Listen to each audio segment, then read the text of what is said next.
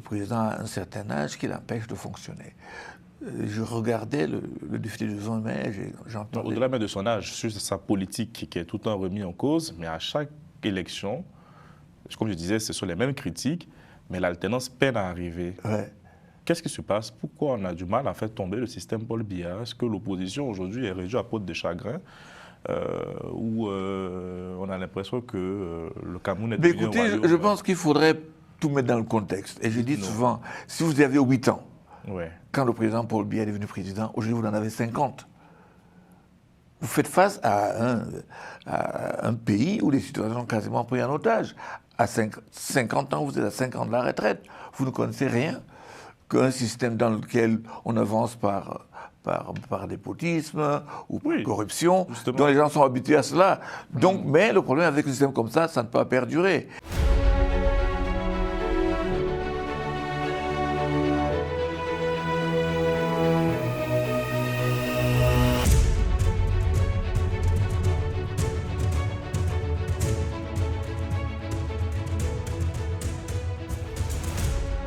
Bonsoir à tous. Nous recevons ce soir Kérim Mouna, ancien bâtonnier au barreau du Cameroun et aujourd'hui candidat à la présidentielle du Cameroun. Bonsoir monsieur. Bonsoir et merci de me recevoir. C'est moi qui vous remercie. On va faire une question, on va débuter par une question très simple. Comment décrivez-vous l'état actuel de votre pays? Écoutez, l'état est complètement en stagnation totale. Ça veut dire que c'est comme si tout était à l'arrêt. Et la situation est dégradante. Pris entre deux feux, le premier, n'est-ce pas, c'est une corruption, n'est-ce pas, qui a pris l'ascenseur, comme disent les autres, et la situation de crise ou de guerre dans le nord-ouest ou le sud-ouest qui ne semble pas trouver une solution. Donc ces deux faits sont en train, n'est-ce pas, de faire descendre le pays. Après 2018, pourquoi décidez-vous de repartir cette année? Parce que pendant 30 ans, je mène une lutte contre la corruption et je fais des enquêtes. Et en 2018, j'allais me présenter, mais j'ai décidé de rejoindre Maurice Kamto. Mais quand je vois la situation actuelle, et de l'expertise que j'ai accumulée le long des années et la situation au nord-ouest et au sud-ouest, je suis originaire du nord-ouest, je suis anglophone. Donc je pense qu'il faut que je puisse faire quelque chose. Parce que je comprends ces deux problèmes importants, je sais ce qu'il y a lieu de faire. Et c'était une mauvaise idée de rejoindre Maurice Kamto en 2018, quand vous prenez un peu de recul? Il y a des décisions qu'on prend sur le moment, avec les données qu'il y a sur le moment. Mais presque 7 ans après, la situation est complètement différente. Je pense qu'il y a un combat que j'entends mener, et quand le professeur Kumvondo du parti Univers est venu me voir avec le secrétaire général de l'UPC, qui est un parti historique du Cameroun, quand ils sont venus me contacter en demandant qu'ils voudraient que je me présente, et le professeur Kumvondo du parti Univers m'a dit qu'il voulait vous présenter comme son candidat, j'ai revu ma position et je pense que là c'est bon. Ce que je trouve est très bien, beaucoup de gens viennent nous rejoindre et je pense que cette fois-ci c'est la bonne. Mais certains Camerounais appellent aussi à l'union de toute l'opposition. Que répondez-vous à ces défenses? Moi aussi, j'appelle à cela. Je suis dans une coalition d'environ 22 partis politiques et sociétés civiles et certaines personnalités de la société civile. Donc c'est mon souhait. C'est mon souhait. Mais pour le moment, c'est bien que chacun, n'est-ce pas, s'entraîne, pour ainsi dire, dans son camp. Et je suis sûr que le jour où on aura la convocation, n'est-ce pas, du collège électoral, on va voir les choses plus claires. Et encore plus claires quand, n'est-ce pas, le Conseil constitutionnel va donc valider les candidats qui pourront compétir. Et parlant de candidature, certains aussi appellent le président Paul Biya à aller à la retraite, à ne pas se représenter pour un nouveau mandat. Est-ce que vous faites partie de ces personnes où vous dites, chiche, vous êtes prêt à l'affronter dans les urnes? Bon, et ma candidature n'est pas conditionnée par la présentation ou non du président Biya, mais on ne peut ne pas reconnaître qu'à 83 ans, n'est-ce pas, et après 43 ans dans le pouvoir, je ne sais pas si c'est la chose la plus efficace à faire pour le pays. Son absence, n'est-ce pas, dans la vie quotidienne du pays. Des fois, on se demande s'il y a un capitaine, n'est-ce pas, dans le bateau. Les dérives qu'on voit, n'est-ce pas, dans certaines affaires. Je prends tout récemment, le 19 juin, une dame qui est l'épouse du directeur général de la SNH, qui serait un des directeurs de la SNH, guide maintenant un projet de construction de ce qu'ils appellent des réserves pétrolières, des contrats signés à Dubaï avec des compagnies offshore, d'une opacité. On entend par le ministre de l'Énergie, on entend par le PCA de la SNH, qui n'est autre que le secrétaire général de la présidence. Et puis on nous balance une photo et sur laquelle on voit, n'est-ce pas, ceux qui participent à ce projet, et très clairement, on voit le beau-fils du président. Donc lui, le fils de la première dame, est-ce pour nous dire que c'est un projet qui est considéré très haut? Des dérives comme ça, je ne sais pas quand le Premier ministre a vu le président pour la dernière fois. Les conseils du ministre ne se tiennent même plus. L'école d'administration, donc de magistrature, et il y a déjà presque 6 promotions qui attendent le décret qui va les affecter. Ça fait 6 années. Donc, rien ne bouge, rien ne bouge. Et les sorties du président, que ce soit des réunions, sont conditionnées plus par son état que par les exigences protocolaires du calendrier. Mais ce constat, monsieur, est dressé à chaque campagne présidentielle. Pour autant, l'alternance peine à arriver. Est-ce que vous y croyez sincèrement? Et quels sont vos atouts pour pouvoir battre M. Paul Biya dans les urnes? Bon, votre constat est justifié, mais le président, en 2018, n'avait pas 93 ans. Donc, tout le monde constate que le président a un certain âge qui l'empêche de fonctionner. Je regardais le défilé du 20 mai, j'entendais... Au-delà même de son âge, sur sa politique qui est tout le temps remise en cause, mais à chaque élection, comme je disais, ce sont les mêmes critiques, mais l'alternance peine à arriver. Ouais. Qu'est-ce qui se passe? Pourquoi on a du mal à faire tomber le système Paul Biya? Est-ce que l'opposition aujourd'hui est réduite à peau de chagrin où on a l'impression que le Cameroun est devenu un royaume? Écoutez, je pense qu'il faudrait tout mettre dans le contexte. Et je dis souvent, si vous aviez 8 ans, quand le président Paul Biya est devenu président, aujourd'hui vous en avez 50. Vous faites face à un pays où les citoyens sont quasiment pris en otage. À 50 ans, vous êtes à 5 ans de la retraite. Vous ne connaissez rien qu'un système dans lequel on avance par népotisme ou par corruption, justement, dont les gens sont habitués à cela. Donc, mais le problème avec un système comme ça ne peut pas perdurer. Et avec les années, mais là, on voit l'usure. Il semble continuer, il semble perdu. Mais je pense que si vous êtes au Cameroun comme nous autres, vous allez vous rendre compte que les choses sont différentes. Les Camerounais... Vous pensez que 2025, c'est la fin du système Biya aujourd'hui? Oui, et c'est la fin. Moi, je suis convaincu que c'est la fin. Et je le sens. Et même pour la première fois, on sent la division dans le gouvernement. On sent un détachement du Grand Nord. On sent ce détachement-là. Donc, je pense le Cameroun va vivre quelque chose d'extraordinaire. En ce qui me concerne, j'espère que ça soit paisible. Et donc, nous sommes à la fin du cycle Biya. Aujourd'hui, si on vous écoute... On est sûrement à la fin de ce cycle. C'est mon avis. Vous êtes beaucoup attaché à un sujet, la lutte contre la corruption. Vous avez beaucoup travaillé dessus. Je pense que c'est l'angle de votre campagne présidentielle. Est-ce que vous pouvez, pour ceux qui ne connaissent pas véritablement le Cameroun, mais qui nous regardent depuis dans toute l'Afrique, est-ce que vous pouvez nous donner les causes de ce mal-là qui ronge ce pays depuis de nombreuses années? Et quelles sont vos solutions si vous, demain, vous arrivez en responsabilité? Premièrement, un système qui est bâti sur le népotisme, un système qui ne récompense pas la compétence, le mérite ne compte pas pour beaucoup. Et chaque chose que nous faisons, on va prendre quelques-uns. Pour le Covid, scandale. C'est la Chambre des comptes qui le constate. Pour la Cannes, scandale. Même ici en France, j'ai été en contact avec le parquet financier de Paris. Il y a des enquêtes dans lesquelles les Camerounais sont impliqués. La société Bourbon, qui a été, je crois, condamnée au sud de la France, là, chez Marseille, des Camerounais étaient donc indexés.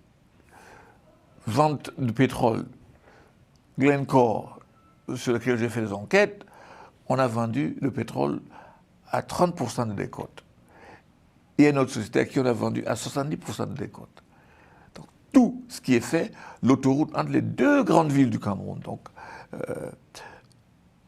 Yaoundé, Douala, capitale politique, capitale économique, depuis 2014, on peine à faire cette route, rien ne se passe. On est maintenant à 70 km.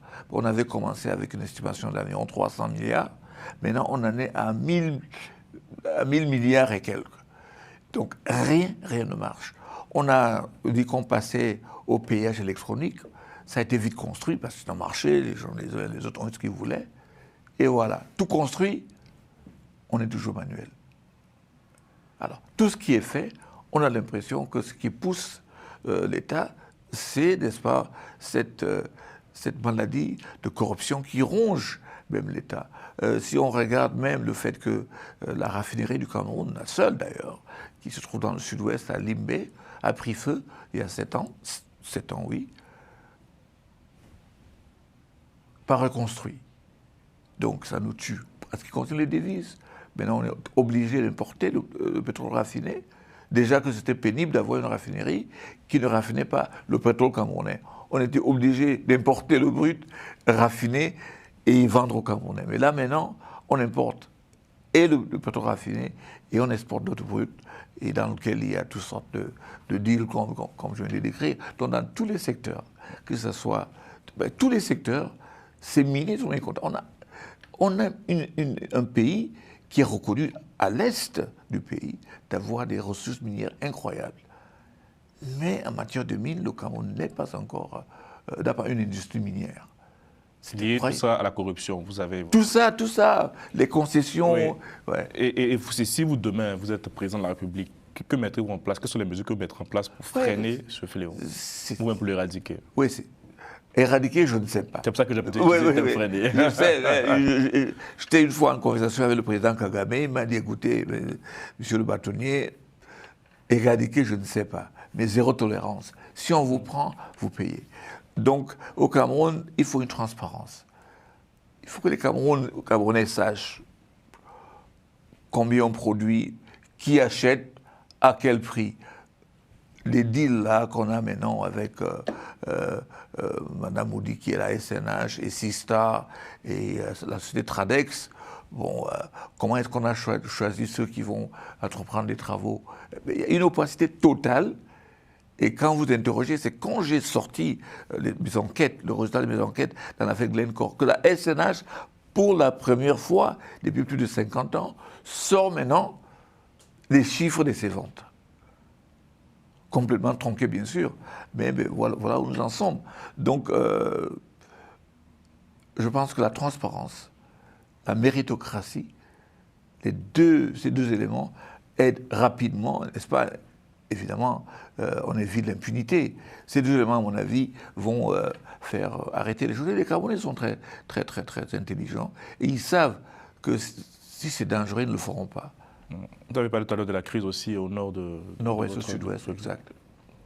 Quel est votre regard sur ce problème et aussi quelles sont vos solutions pour aller plus vite? Et je pense que nous avons mal géré le partenariat, n'est-ce pas, entre le Cameroun qui était colonisé, n'est-ce pas, par l'Angleterre, pas colonisé, qui était sous tutelle britannique, et le Cameroun qui était devenu indépendant et appelé la République du Cameroun. Je pense que ce partenariat, c'est ce que ça a été appelé en 61, lors de la création de la République fédérale. Ce partenariat a été très mal géré. Ce qui fait que les anglophones minoritaires estiment et qu'ils ont été marginalisés, pour avoir la République fédérale du Cameroun, rien que les anglophones donc, ont voté pour la réunification. Mais pour passer maintenant à la République unie, donc à l'État unitaire, tout le monde a voté. Et à partir de là, on a vu une certaine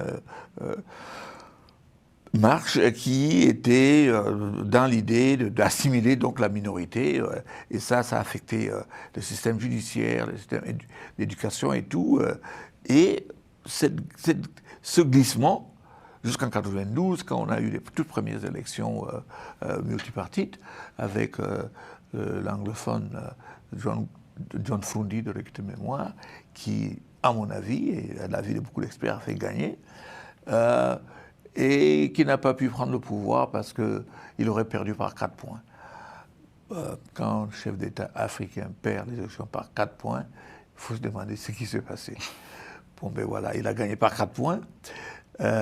Et puis, finalement, Frundi, et c'est la chance que nous avions pour sauver la République, à mon avis.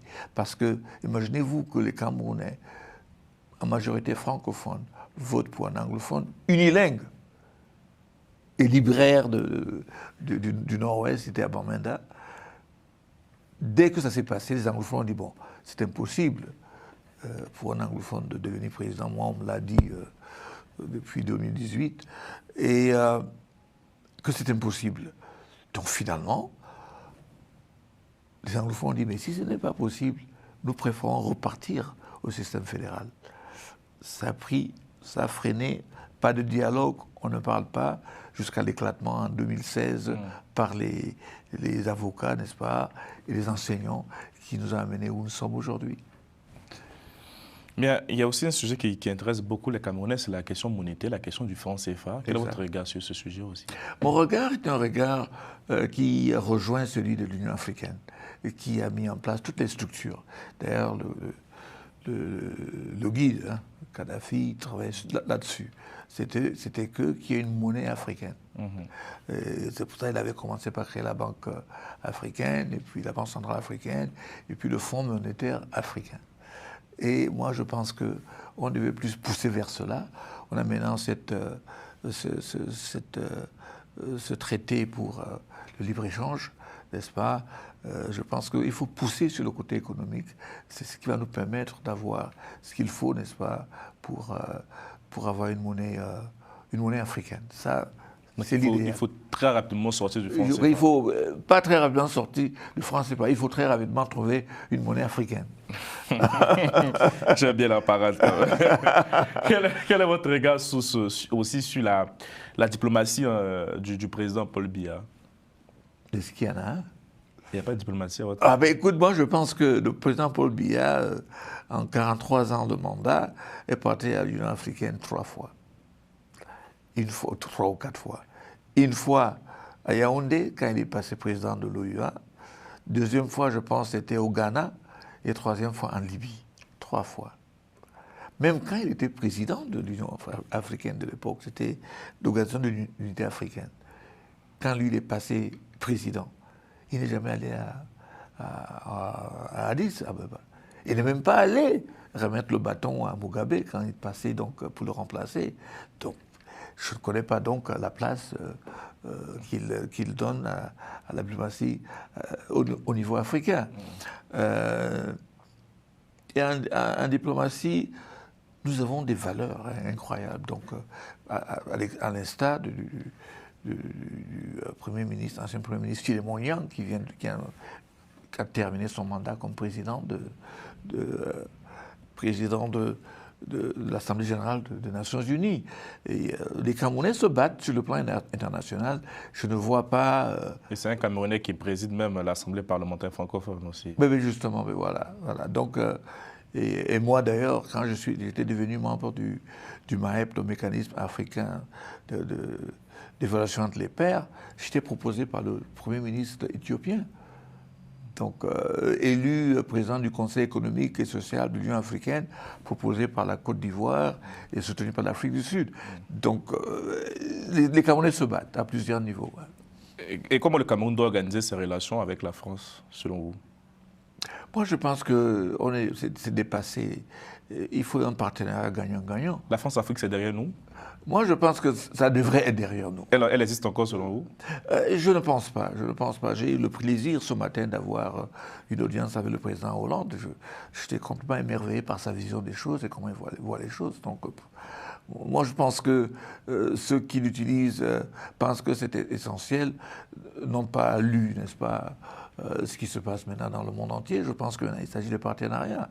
Bon, si c'est les Chinois, si c'est les Russes, si c'est la France, si c'est les États-Unis, mais je pense que nous avons plus intérêt au niveau de l'Afrique à regarder vers nous-mêmes ce qu'il faut faire. Le Cameroun, par exemple, est adossé au Nigeria. On l'appelle le pays continent. Mais je vois justement, mais voilà, je vois que vous connaissez très bien. Bon, mais on est adossé à un pays comme le Nigeria, qui devait être... on avait une chance inouïe du point de vue commercial. Hein?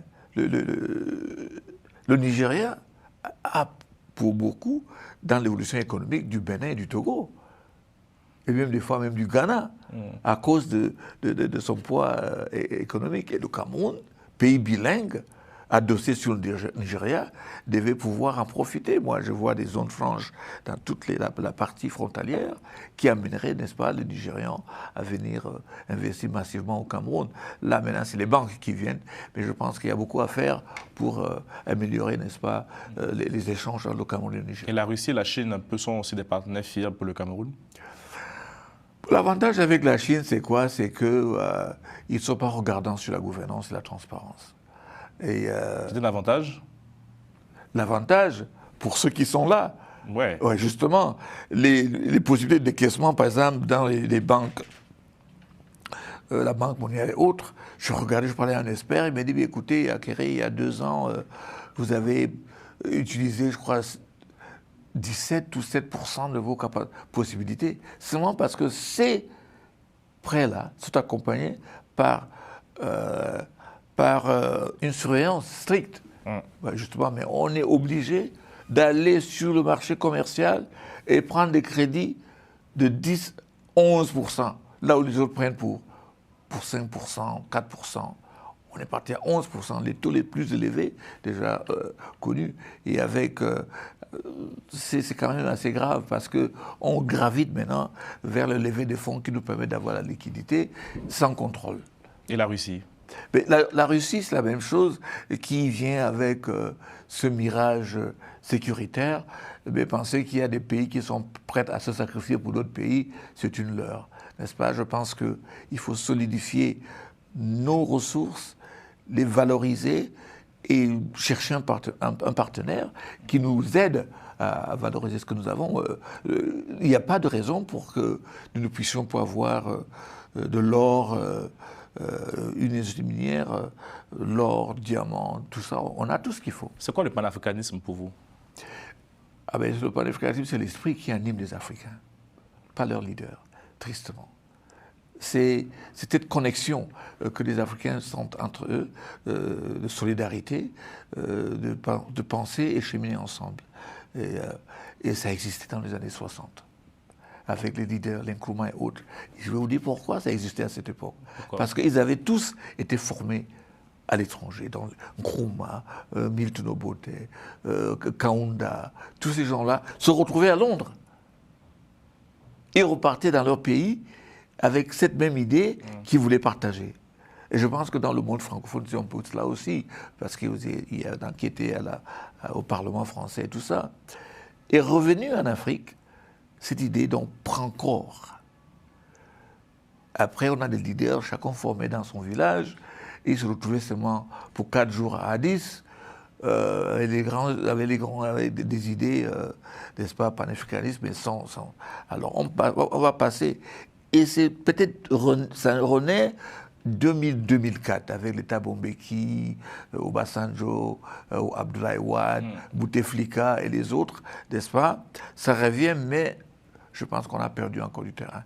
C'est là qu'on va partir de l'union organisation de l'Union africaine à l'Union africaine. On disait que l'Union africaine, c'est l'union des peuples. Tandis que... on est bien loin de cette union. Très, très, très loin. Parce qu'avant, on dit que l'autre union, c'était des gouvernements. Mais le peuple, je n'en sais rien. Je pense qu'on est en train de reglisser vers cette gestion égoïste, n'est-ce pas, de notre continent. Je pense que l'avenir se trouve dans le panafricanisme. Et là, porté par des jeunes aujourd'hui. Porté par des jeunes, parce que peut-être ils ont plus longtemps à vivre, je n'en sais rien. Mais je pense qu'il y a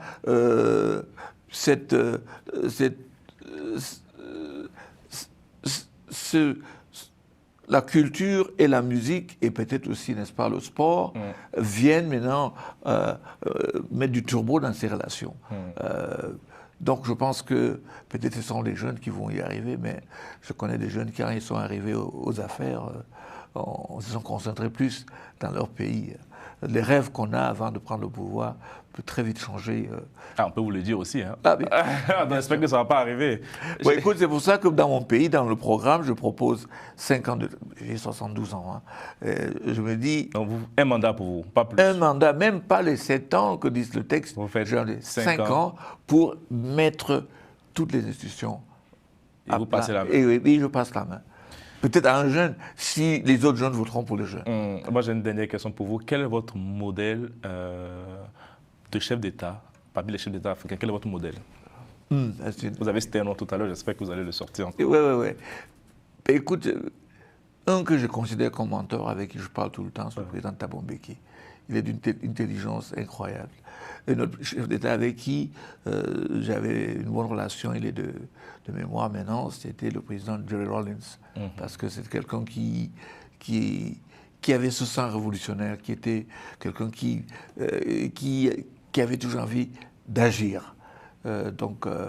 Et actuellement, parmi les dirigeants actuels? Les dirigeants actuels, je dois dire que je suis très impressionné par le leader burkinabé. Capitaine Ibrahim Traoré. Et oui, justement, je suis vraiment impressionné par les positions qu'il prend et ce qu'il fait pour que son peuple évolue. Ça, je me rappelle encore du discours du président John Mahama qui vient de reprendre le pouvoir au Ghana.